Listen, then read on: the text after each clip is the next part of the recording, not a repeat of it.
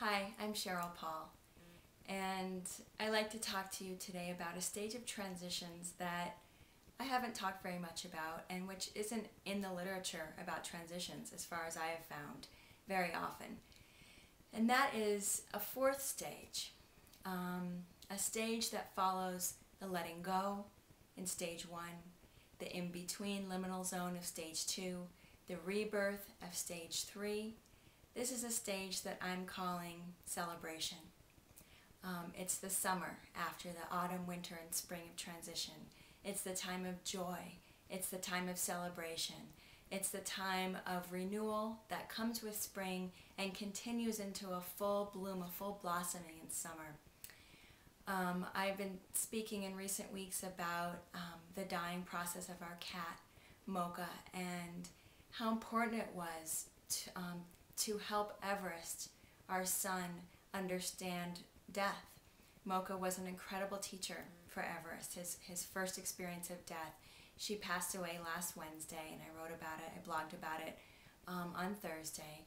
And I just wanted to follow up because I have talked so much about it, about the heartache and the letting go and the fear and the anticipation, and what actually happened on that day of her death was extraordinary and blew me away.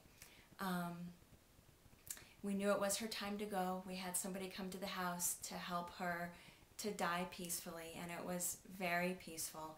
If you've ever been in the presence of death, it's sacred, it's holy. It's like being at a wedding, but on the other end, or at a birth, but on the other end. And when Mocha died, she was purring. I was with her in this room, actually, the room where my second son was born, and where I make these videos and I do my writing and I write my blog, and a lot happens in this room. And this is where she died, just over on that bed. And Everest chose not to be in the room, which I think was the right decision. He was outside with my husband and our baby. And after Mocha died, I stayed with her for quite a while and allowed myself to grieve fully without worrying about what Everest was going to think or feel. And then I went outside to find them. And Everest looked at my face, and I think he wanted to know, was I okay? And I really was. And he said, did she make it? And I said, yes, she did. And I didn't think he would want to see her body. He'd been adamant in the weeks leading up to it about not wanting to have anything to do with the direct experience of death. But he said that he wanted to see her before we buried her, and he participated fully in the entire experience following her death. Digging the hole for her grave and wanting to pet her and touch her and give her her last words and say prayers for her. And when I brought her out, I held her on my lap. She was curled up very peacefully, like I said, and Everest petted her and saw that death in its reality and its finality is not actually scary. And all these weeks of leading up to it, which were so vitally important for him and for us and our family to prepare, and I'm so grateful that she wasn't hit by a car or passed suddenly in some other way, that we had that time to prepare, because he really was prepared, and the anticipation was almost worse, which I find is often the case with a lot of my clients getting married, that the anticipatory anxiety is what's really most challenging. Once the actual event of the wedding occurs, there's a release and a relief. So he touched her and he petted her, and we laid her down in the hole, and we said prayers, and we covered up the grave, and he made a beautiful ring of daffodils, which you can see on my blog, inspired entirely by him. Just intrinsically, he was moved to create this beautifully archetypal pagan ring of daffodils. And we were all excited. You know, there was such an energy of celebration. In fact, when my friend Lisa stopped by at the end of the day with her little boy, Everest ran to her and he wanted to show her the ring of daffodils, and he wanted to show her the grave, and she said, it's like a celebration, and she ran skipping after him, and there was this air of celebration. It was sacred, it was holy. We weren't happy to see her go, of course, but it was time and it was right. And there was the release, it was the summer, it was the rebirth that follows a letting go and a grieving and a death. And at the very core of my work around transitions is the premise that when you do the hard work, that you attend to yourself emotionally prior to the event, whether it's a wedding, a move, having a baby, a death, a job change, whatever the transition is, when you allow yourself to go inside and feel those difficult feelings of loss and grief and fear and anticipation and anxiety and anger and confusion, you are aligned with that first stage of transition. And when you stop resisting it, it's actually not that bad. You feel those feelings fully, they do move through you. And then the benefit, the boon on the other side, boon is from Joseph Campbell's hero's journey, and going through transitions is very much a hero's journey. The boon on the other side is this renewal, this rebirth.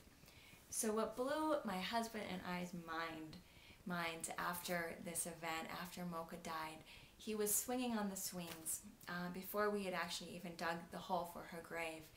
And he has resisted swinging by himself and learning how to pump. He always wants one of us to push him. And we didn't even know if he knew how, because he never wants to do it. But all of a sudden, he was pumping, really pumping, doing the whole action with his arms and with his legs and moving and swinging high. And my husband and I just looked at each other like this miracle.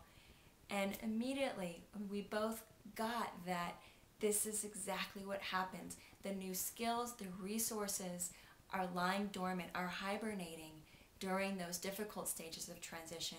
And then when you move through it and that the actual transition occurs, there is this energy that pushes you forward, pushes you above ground. It's like the tulip's bulb that you plant in the fall.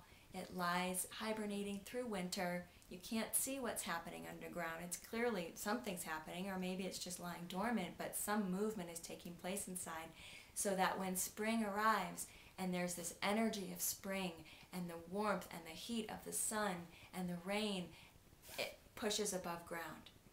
And that's what happened for Everest, and that's what I see in my clients that do the work of transition in the appropriate order. They are aligned with the energy of letting go. They're aligned with the energy of in between, and then they move into this energy of celebration.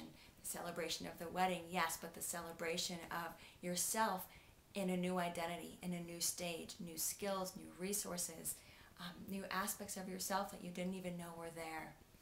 So it was a very beautiful experience for us on many, many levels. It was a testament to this work on transitions. I received a lot of emails this week, coincidentally or not, synchronistically, from women saying to me, I just got married and I'm depressed and I'm anxious and I'm worried. And my response has been the same for as long as I've been doing this work, 14 years, that you need to be doing that work before you get married. The work of letting go and grieving and separating. It's never too late to do it, and that's the good news. But it's harder because you're working against the natural rhythm of a transition. So to you who have emailed me this week, this video post is for you. To do that work, for you who are on the first side of a transition, the before side of stage 1, to surrender into those difficult places. Accept that this is the time to do that work. You will not regret it, I promise you.